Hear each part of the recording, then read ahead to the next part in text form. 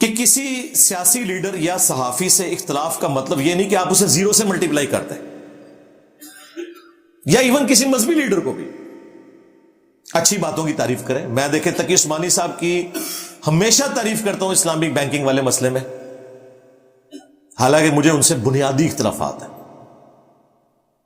لیکن یہاں پہ ہمارے ملک کے اندر جب کسی سیاسی لیڈر سے اختلاف ہوتا ہے تو زیرو سے ملٹیپلائی کر دیتے ہیں دوسرے کو. سارے ہی کرتے ہیں آلموسٹ. جن چیزوں میں آپ لوگ خود مان چکے ہیں اس میں تو کم از کم خیال کریں نا. خان صاحب کے اوپر جب یہ سائفر کیس شروع ہوا تو جب انہوں نے وہ لہرایا تھا اسلام آباد کے جلسے میں، تو ادھر انہوں نے اپنے آپ کو بھٹو کے ساتھ کمپیئر کیا. انہوں نے کہا کہ دیکھو بھٹو کو بھی اس وقت کی اسٹیبلشمنٹ نے ٹنگوایا تھا کیونکہ وہ محب وطن انسان تھا، اور میرے ساتھ بھی یہ کرنے جا رہے ہیں. یعنی ان کو بھٹو کی عظمت کا اندازہ جب اپنے اوپر کیس بنا تو ہوا، مان لیا نا. کسی پی ٹی آئی والے نے کہا کہ جی خان صاحب آپ نے یو ٹرن کیوں لیا، بھٹو کی تعریف کر رہے ہیں. کیوں؟ جب کسی کو سمجھ آتی ہے تو پھر وہ سمجھ آتا ہے. اسی طریقے سے صحافیوں میں دیکھ لیں، احمد نورانی جس کو فیض حمید کی تکلیفیں کاٹنی پڑی، جیو میں تھا، پتہ ہے اس کو سریوں سے مارا گیا، پھر یہ بیچارہ باہر چلا گیا، آج آنکھوں کا تارا بنا ہوا ہے پی ٹی اے والوں کی. اور یہ عمران ریاض خان جو اس وقت بلوچستان کے مسنگ پرسن کے بارے میں جو جو کمنٹس کرتا تھا نا، اللہ معافی دے، یہی احمد نورانی تھا جو اس کو کہتا تھا یہ کام نہ کرو یارا، تمہارے پہ بھی برا وقت آ سکتا ہے. اور دیکھیں آج احمد نورانی پی ٹی اے والوں کو اچھا لگ رہا ہے، وہ عامل میر صاحب کی تعریف کر رہے ہیں پی ٹی اے والے. دیکھا ہے کتنی بڑی تبدیلی ہے. جب میں نے وہ اتنے سال پہلے احمد میر صاحب کا نام لیا، وہ جی بکے ہوئے صحافی ہیں، یہ ہوں تسی وک گئے ہو. ہاں تو اس طرح نہ کریں. اس کا مطلب ہے آپ لوگوں کو بعد میں چیزیں سمجھ آتی ہیں، اللہ کے فضل سے ہمیں پہلے سمجھ آئی ہوئی ہیں، تو اب بھی سمجھ آئے میں جو کچھ آپ کو بتا رہا ہوں.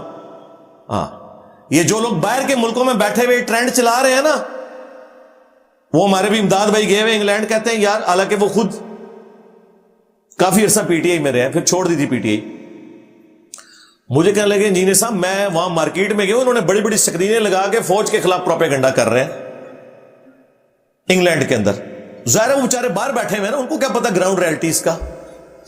وہاں بیٹھے ہوئے لوگ تو اپنے لیڈروں کو پیغمبر کا درجہ دیے ہوتے ہیں، انہیں پتہ ہی نہیں ہوتا کہ یہ ان کے کول و فیل کے اندر کتنا تضاد موجود ہے. اور وہاں وہ چلا چلا کے جی فوج یہ فوج کے صرف سیاسی کردار سے اختلاف کریں، لیکن اس کے بعد یہ کہنا کہ یہ غدار ہو گئے ہیں، دوسرے لوگوں کے ساتھ مل بیٹھے ہیں، یہ ہو گیا وہ ہو گیا، یہ وہی الزام ہے جو آپ کے اوپر یہودی ایجنٹ ہونے کا الزام دوسرے لوگ لگاتے ہیں. تو یہ کام آپ تو نہ کریں. اب اس کا رزلٹ میں آپ کو بتاؤں کیا نکل رہا ہے. ہمارے کئی اپنے اسٹوڈنٹس ہیں، کئی میرے رشتہ دار ہیں، وہ پاکستان ہی نہیں واپس آ سک رہے. جو آ رہے ہیں نا وہ ایئرپورٹ سے گرفتار ہو رہا ہے. انہوں نے ایک ایک کے ایڈریس نوٹ کیے میں، اور وہ جسٹیفائی بھی ہیں کسی حد تک. اختلاف کا مطلب یہ نہیں ہے کہ آپ اپنی فوج کے خلاف دوسری جگہ جا کے کمپین چلانا شروع کر دیں. سیاسی اختلاف کریں، وہ بالکل آپ کا رائٹ ہے، لیکن کہنا غدار ہے، تصویریں لگا کے جوتیاں مارنا، یہ والی حرکتیں کریں گے تو ظاہر ہے پھر وہ تو تیار بیٹھے ہوئے بھائی، ان کے ہاتھ میں بندوق ہے، سیدھی سی بات ہے. وہ خان صاحب کو باجوہ صاحب نے کہا تھا نا، آپ کا تو 4 سال کا تجربہ ہے، ہمارا حکومت فارغ کرنے کا 70 سال کا تجربہ ہے. تو اسی شاہی کوئی نہیں ہو خان صاحب. اور دیکھیں باجوہ صاحب نے خان صاحب کی حکومت لپیٹ دی، جس نے لانچ کیا تھا نا اسی نے لپیٹ کے بھی گیا، وہ اس نے ثابت کیا کہ ہم آج بھی طاقتور ہیں.